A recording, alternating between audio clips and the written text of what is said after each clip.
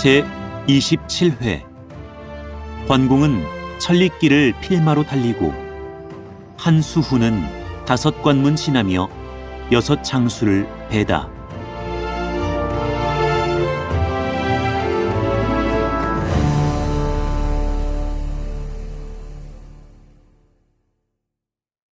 조조수와의 여러 장수 가운데서 장료 외에는 서황이 운장과 관계가 두텁고 그 나머지 사람들도 다 존경하며 복종하고 있었지만 유독 채양만은 관공한테 반감을 품고 있었다.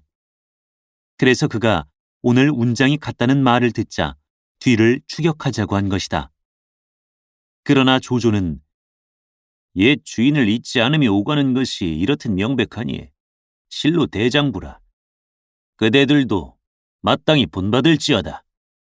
하고 채양을 꾸짖고 추격을 허락지 않았다.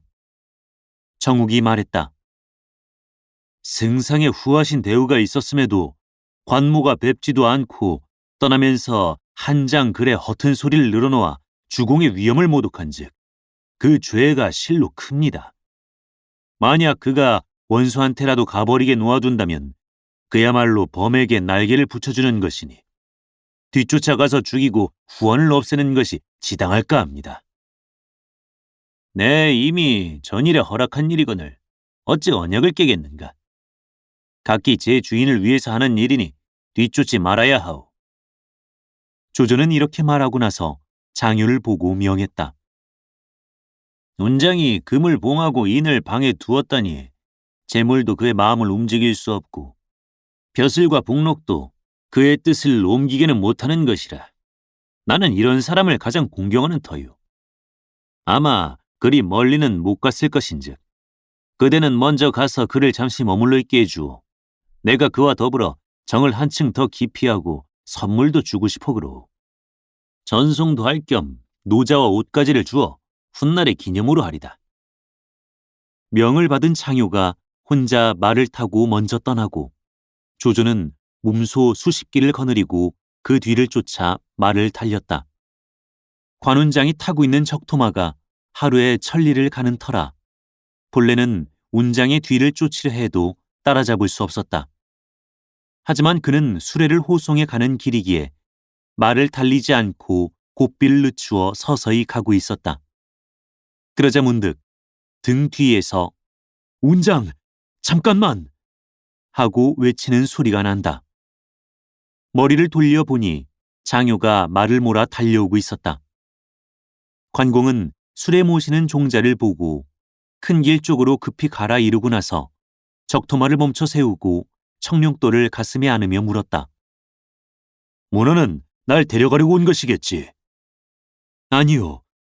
이번에 형이 멀리 떠나는 걸 승상께서 아시고 몸소 전송하겠다 말씀하시며 나더러 먼저 가 잠시 머무르게 하라 분부가 계셔서 온 것이지 다른 뜻은 조금도 없소. 승상의 철기가 온다 해도 나는 죽을 각오를 하고 싸우겠소. 운장은 이렇게 말하며 위에 말을 세워놓고 멀리 바라봤다. 조조가 수십 길을 거느리고 나는 듯이 달려오는데 허저와 서황, 우금과 이전 등이 그 뒤를 따르고 있었다. 조조는 관공이 청룡도를 비껴들고 다리 위에 말을 세우고 있는 것을 보자 여러 장수에게 말을 세우고 자기 좌우에 버려 서라 했다. 관공은 그들이 모두 수중에 병기를 가지고 있지 않은 것을 보고서야 마음을 놓았다. 조조가 먼저 입을 뗐다. 운장은 왜 이렇듯 갑자기 떠나시오? 관공은 말 위에서 몸을 굽혔다. 일찍 승상께 아랜 바이지만 저는 옛 주인이 하북에 계신 걸 알았으니 급히 안 갈 수 없게 되었습니다. 여러 번 상부로 들어갔으나 배울 수가 없어서 할 수 없이 글어를 올려서 하직을 고했던 것이고 금은 봉하고 인은 두어서 승상께 반환한 셈입니다. 부디 승상께서는 전일에 하신 말씀을 다시 생각하시기 바랍니다.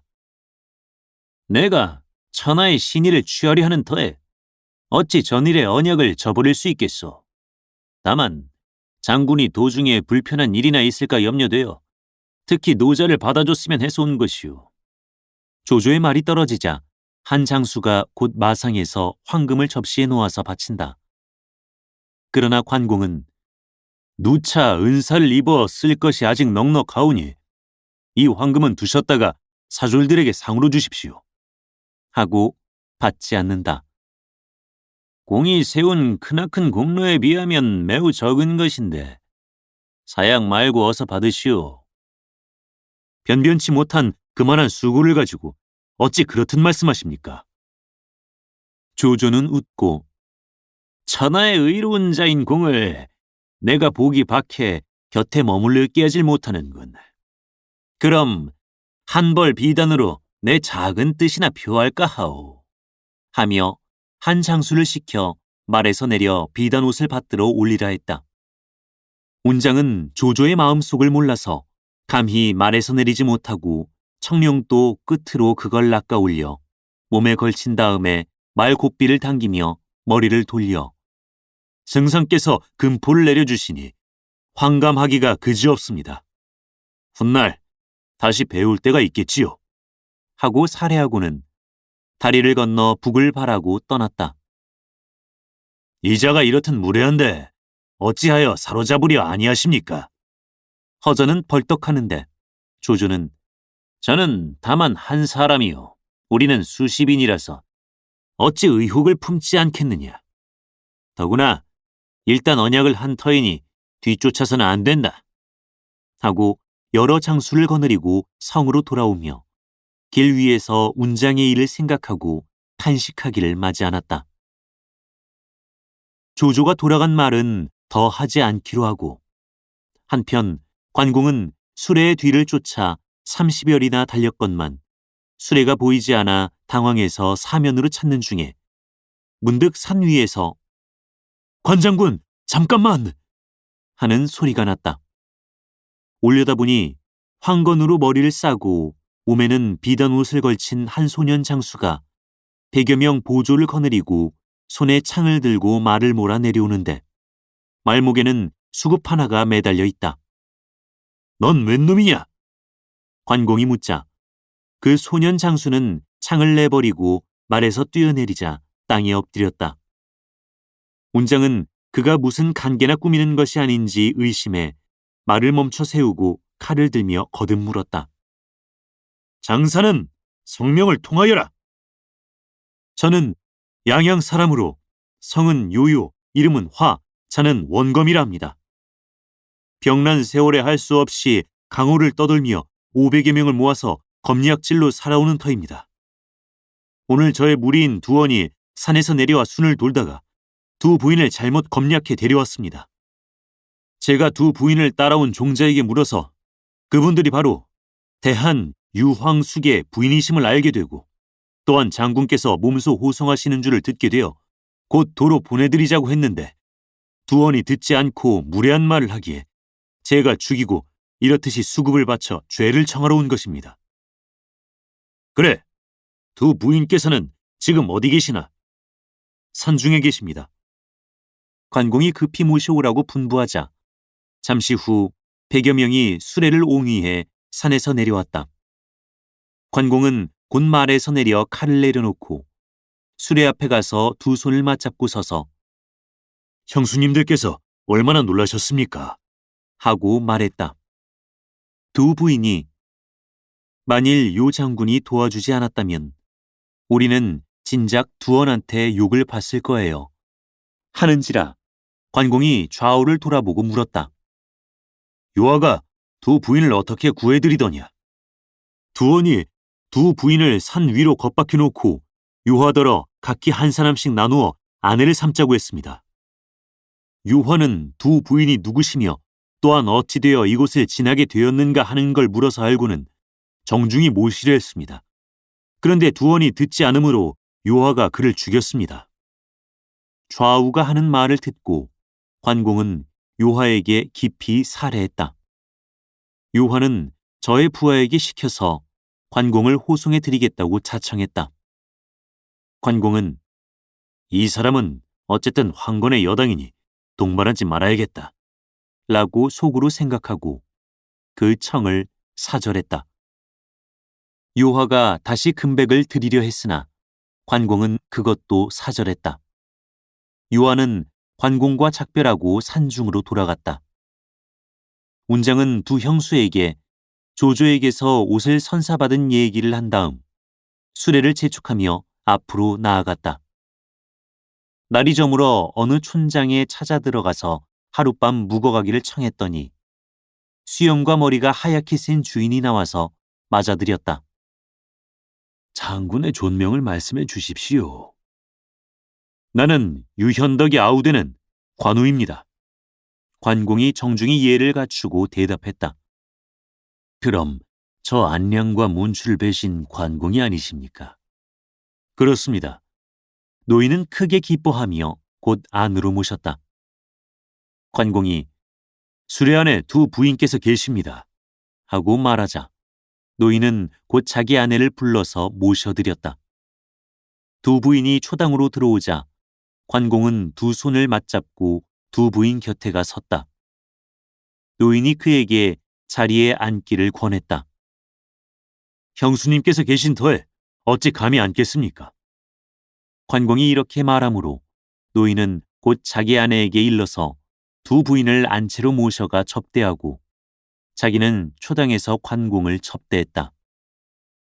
관공이 노인의 성명을 물어서 노인이 말했다. 저의 성은 호요, 이름은 화입니다. 일찍이 환제 때 의랑 벼슬을 했으나 그 후 벼슬을 버리고 고향으로 돌아와 지냅니다. 저에게 호반이라는 자식이 있는데 지금 형양 태수 왕식의 수하에서 종사로 있습니다. 장군께서 만약 그곳을 지나시게 되거든 서신을 전해주시지요. 관공은 쾌히 승낙했다. 이튿날 관공은 조반을 치르고 나자 두 형수를 수레에 모시고 호화의 서신을 받아 간수한 다음 그와 작별하고 낙양을 바라고 떠났다. 가다가 한 관소에 다다르니 그 관의 이름은 동령관이다. 관을 지키는 장수는 성은 공이고 이름은 수인데 군사 500여 명을 거느리고 고개를 지키고 있었다. 이날 관공이 수레를 호위해 고개 위로 올라가려니까 군사의 보고를 듣고 공수가 관에서 나와 영접했다. 관공은 말에서 내려 공수와 인사를 나눴다. 공수가 물었다. 장군은 어디로 가시는 길입니까? 나는 승상과 하직하고 형을 찾아 하북으로 가오. 하북의 원소는 승상의 적입니다. 장군이 거기로 가시는 길이라면 승상의 문병을 가지셨겠지요. 하도 촉박해서 미처 얻지 못했소. 문병이 없으시다면 제가 사람을 보내서 승상께 아랜 다음 가시게 할 수밖에 없습니다. 내 길이 늦어지겠는데 그건 도저히 기다리기 어렵소. 그래도 법도를 그렇게 세운 바니 달리 도리가 없습니다. 그럼 통과시켜주지 못하겠단 말인가? 기어이 나가시고 싶거든 두 부인과 종자 전부를 인질로 남겨두십시오. 관공이 크게 노하며 칼을 들어 치려하자 공수는 급히 관 안으로 들어가며 북을 쳐 군사를 모으고 갑옷을 입고 투구를 쓴 다음 말을 타고 관문을 쓸어 나왔다. 내가 감히 여기를 지날 테냐? 공수가 외치며 달려들자 관공은 수레를 뒤로 물린 다음 칼을 들고 말을 달려 아무 말 않고 공수한테로 달려들었다. 공수는 창을 잡고 맞달려들었다. 그러나 두 필말이 어울려 단 한 합에 청룡도가 번뜩하더니 공수의 주검이 말 아래 쓰러졌다. 군사들이 황망히 도망쳤다. 관공이 군사들은 도망 마라. 내가 공수를 죽인 것은 부득이해서 한 일이니 너희와는 관계가 없다. 너희들은 공수가 나를 죽이려 했기 때문에 내가 죽였다는 것을 부디 조승상께 전해다오. 하고 말하자 군사들은 그의 말 앞에 엎드려 절했다. 이리하여 관공은 두 부인이 탄 수레를 모시고 관소를 지나 낙양을 바라고 나아갔다. 군사가 벌써 낙양태수 한복에게 이 일을 고해서 한복이 급히 수하 장수들을 모아놓고 의논했다. 아장맹탄이 나서서 말했다. 승상의 문빙이 없다면 이건 곧 밀행이라 만약 붙들지 않다가는 죄를 면하기 어렵게 됩니다. 그렇기는 하나 관공은 안량과 문수 같은 장수를 뵌 용맹한 장수라 우리가 힘으로 대적해서는 안 되네. 그런즉 계책을 써서 사로잡아야만 할 것 같네. 저에게 계책 한 가지가 있습니다. 먼저 녹각으로 관 입구를 막아놓은 다음 관모가 오거든 소장이 나가서 싸우겠습니다. 제가 거짓 패해 그를 유인해서 돌아올 터이니 그때 공이 준비하고 계시다가 가만히 활을 쏴 마치십시오. 그가 말에서 떨어진 걸 묶어 허도로 올려보내면 꼭 중상을 받으시게 될 것입니다. 맹탄이 이렇게 말해서 의논이 정해졌을 때 관공 일행이 도착했다는 보고가 들어왔다. 한복은 활에 화살을 먹인 다음에 천인마를 관어기에 늘어세워 놓고 나서서 물었다. 거기 온 사람이 누구냐? 관공은 말 위에서 몸을 굽히고 대답했다. 나는 한수 정후 관우입니다. 이 관을 지나게 해주시오. 조승상의 문병을 가지고 계십니까? 일을 급히 서둘다 보니 미처 얻지 못했소. 나는 승상의 명을 받들어 이 관소를 지키며 첩자들을 살피는 터인데 만약 문병이 없다면 곧 남몰래 도망치는 것이 아닐 수 없겠다. 관공은 크게 노해 꾸짖었다. 동령관의 공수가 내 손에 죽었는데 너도 죽고 싶으냐? 누가 나가서 저놈을 사로잡을 텐가?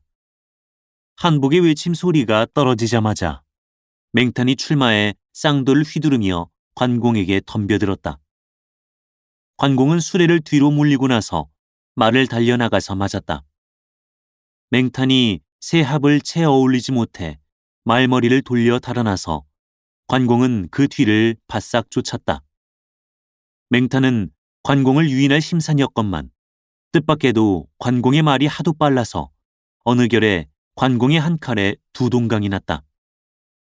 관공이 말머리를 돌려 돌아오려니까 한복이 관문 뒤에 숨어 있다가 관공을 겨누고 힘을 다해 당겨서 활을 쐈다.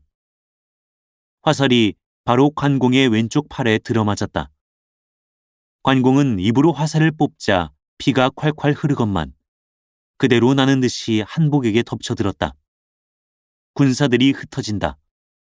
한복은 급히 도망치려 했으나 미처 피하질 못하고 관공이 내리친 칼을 머리로부터 어깨로 엇빗은 맞고 말 아래 굴러 떨어졌다.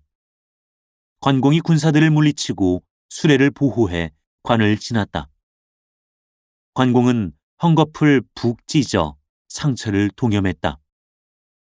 도중에 또 누가 흉계를 꾸며 해치려 들까 두려워서 그곳에 머물지 않고 밤도와 그대로 가서 기수관에 당도했다.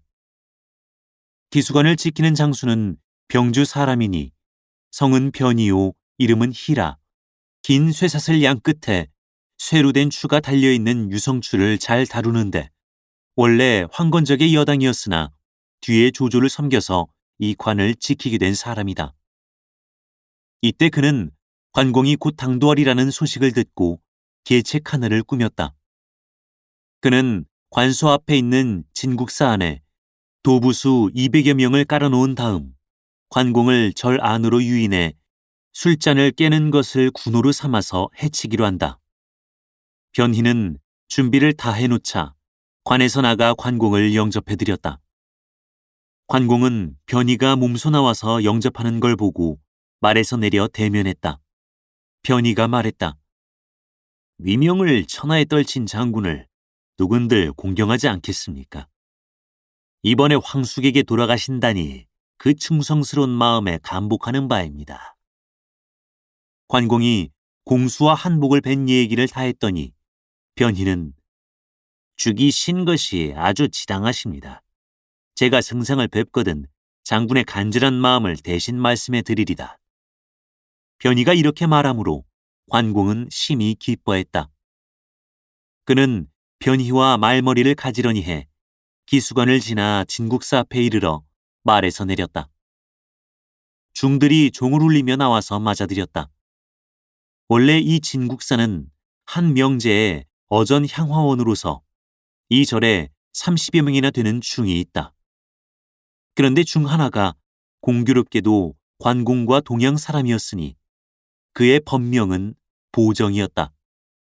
보정은 변희의 계책을 알고 있었으므로 앞으로 나와서 관공을 보고 말을 건넸다.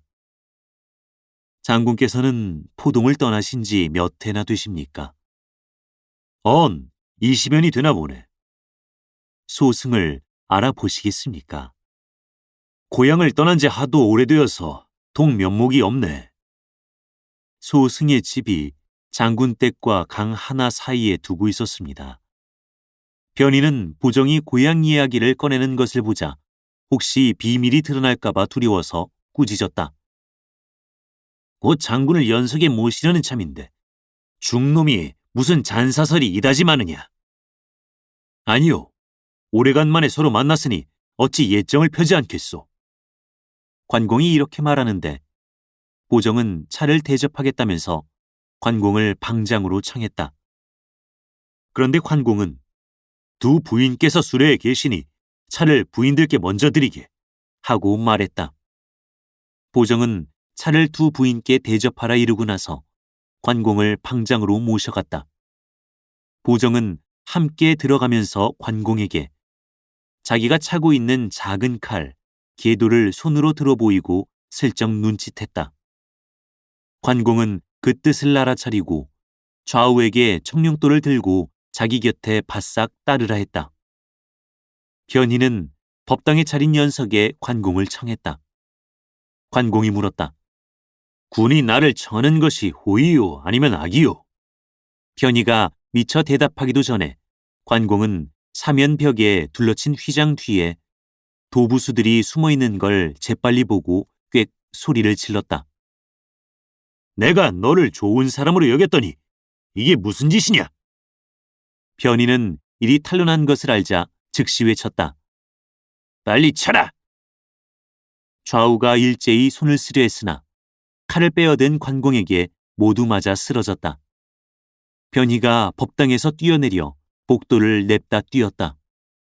관공은 손에 든 칼을 버리고 청룡도를 받아들고 그 뒤를 쫓았다. 쫓겨가는 변희가 불의에 유성추를 날려쳤다. 관공은 날아오는 유성추를 칼로 막아버리고 와락 달려들어 변희를 한 번에 두 도망 낸 다음 바로 두 형수를 보러 갔다. 벌써 군사들은 두 부인을 둘러싸고 있었지만 관공이 오는 것을 보자 뿔뿔이 흩어져 달아났다. 관공은 군사들을 다 쫓아내고 나서 보정에게 스님이 아니었으면 나는 놈들의 손에 걸려 죽었을 것이오 하고 살해했다. 보정이 말했다. 소승도 이곳에 있기 어렵게 되었으니 의발을 가지고 다른 데로 떠돌아다닐까 합니다. 훗날 다시 만날 때가 있으려니와 장군께서도 부디 몸조심하시오. 관공은 거듭 살해하고 수레를 호위해 형양을 바라고 떠났다. 형양 태수 왕식은 한복의 친척이었다.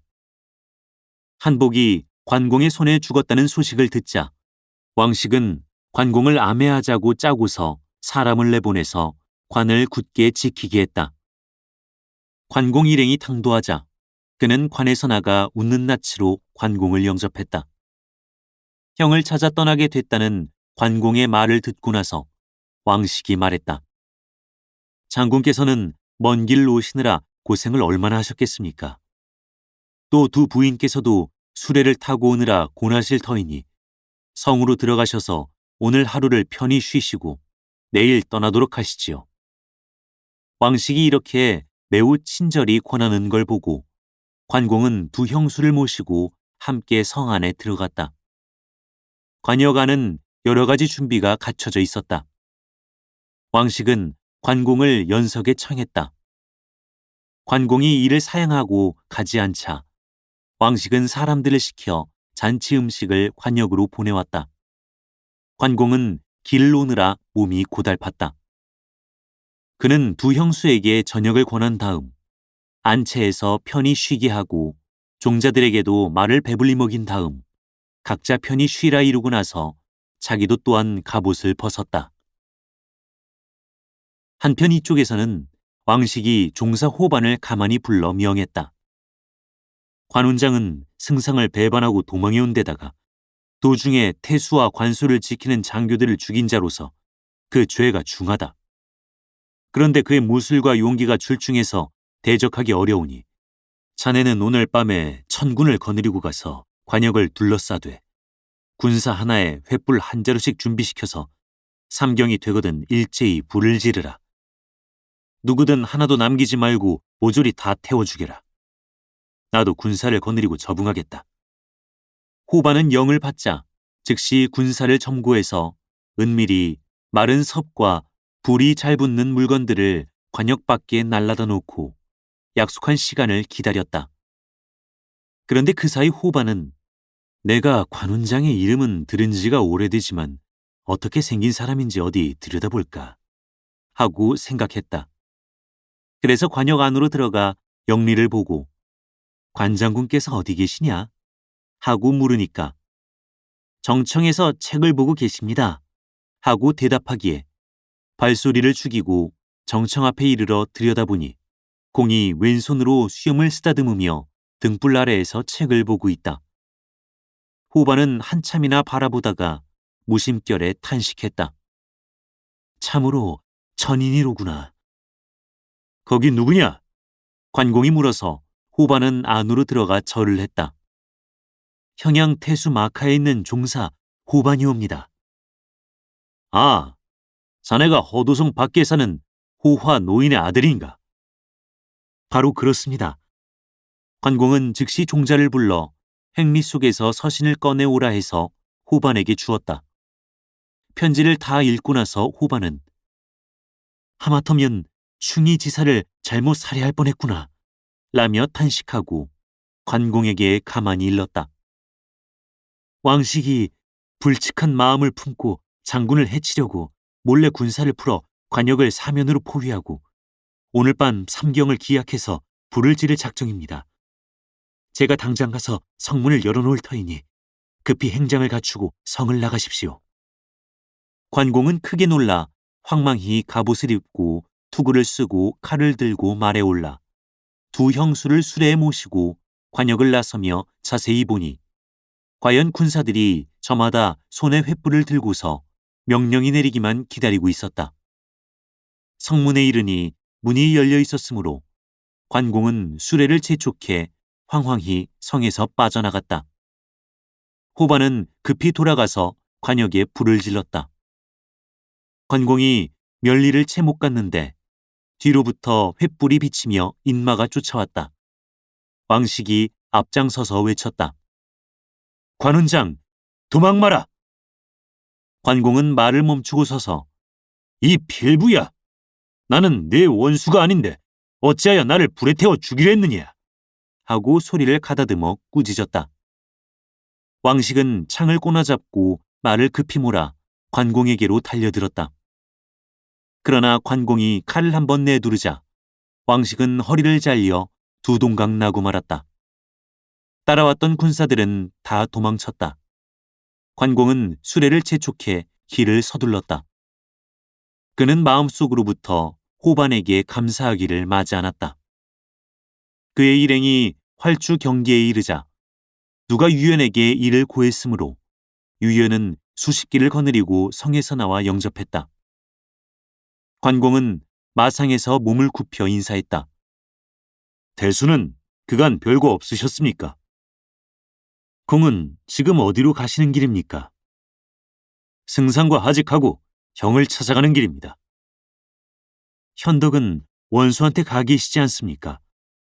원수를 놓고 말하면 승상의 원수인데 공이 거기 가는 것을 허락하실리 만무합니다.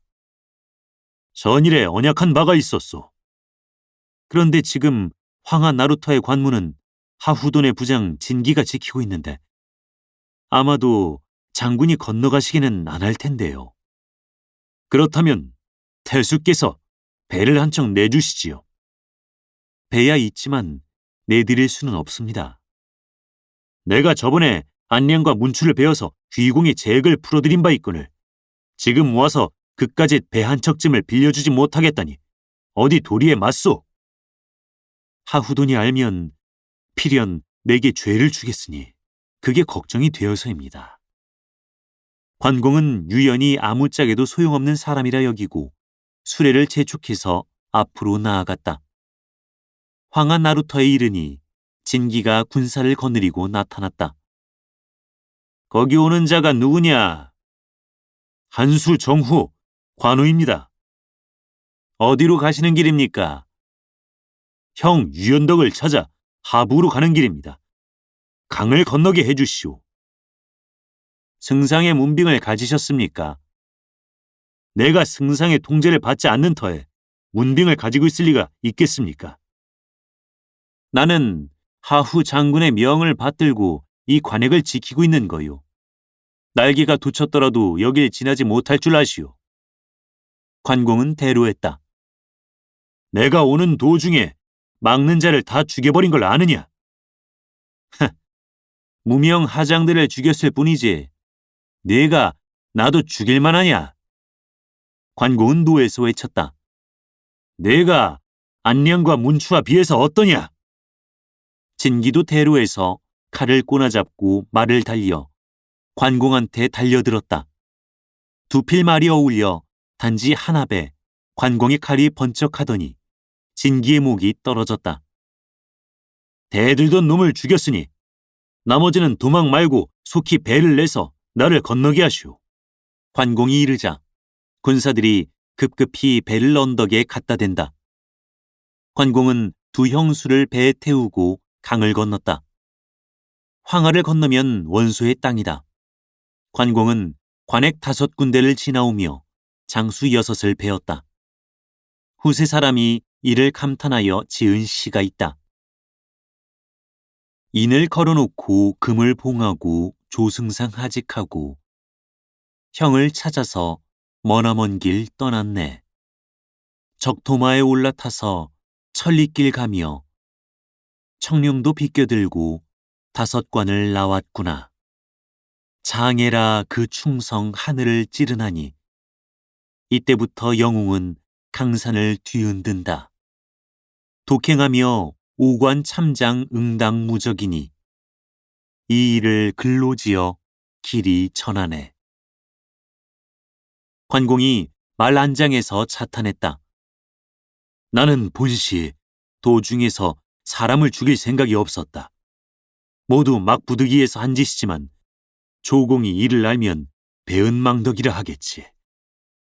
한참 가노라니까 문득 북쪽에서 필마로 달려오는 사람이 있는데 운장 잠깐만 하고 외친다. 말을 세우고 보니 바로 손건이다. 연암에서 갈라진 후 근래 소식은 어떠하오? 관공이 물었다. 손건이 이에 대답했다. 유벽과 공도가 장군께서 허도로 돌아가신 뒤에 다시 연암을 빼앗았습니다. 그래놓고 원수와 정의를 맺고 현덕공을 청해 함께 조조를 깨뜨릴 일을 의논하자고 나더러 하북에 가라고 했던 것입니다. 그런데 가보니까 뜻밖의 하북 장수들이 서로 시기 질투해서 전풍은 아직도 옥에 갇혀 있고 저수는 직을 삭탈당해서 쓰이지 못하며 신배와 곽도는 권력을 쥐려고 다투는데 원소는 의심이 많아 주견을 정하지 못하는 형편입니다. 그래서 나는 유황숙과 의논하고 우선 몸을 빼낼 계책부터 생각한 것입니다. 황숙께서는 벌써 유벽을 만나러 연암으로 가셨습니다. 장군께서 이런 줄 모르고 원수에게로 가셨다가 혹시 해를 입으실까 염려돼서 제가 특히 분부를 받고 영접하러 왔는데 다행히 여기서 만나게 되었습니다. 장군, 속히 연암으로 가셔서 황숙과 대면하십시오. 관공은 손건을 두 부인과 만나게 했다. 두 부인이 황숙의 소식을 물었으므로 손건은 원소가 2번이나 황숙을 뵈려고 한 일이며 지금 황숙이 다행히도 몸을 빼내 연암으로 갔으니 거기 가면 황숙과 만날 수 있으리라 말했다. 두 부인은 낯을 가리고 눈물을 흘렸다. 관공은 손건의 말을 좇아서 하북으로 가지 않고 연암을 바라고 떠났다. 한창 가노라니 홀연 등 뒤에서 먼지가 자욱이 일더니 한때의 군마가 추격해 오는데 선두에 선 하후돈이 관훈장 도망 마라! 하고 외친다. 관막던 6장수 속절없이 죽었는데 한때의 군사 길막으며 또 싸워보자고 하네. 필경, 관공이 어떻게 이 고비를 벗어나는고. 다음 회를 보라. 사단법인 올제 제작, 낭독 공준호, 번역 연변인민출판 삼국지 번역팀.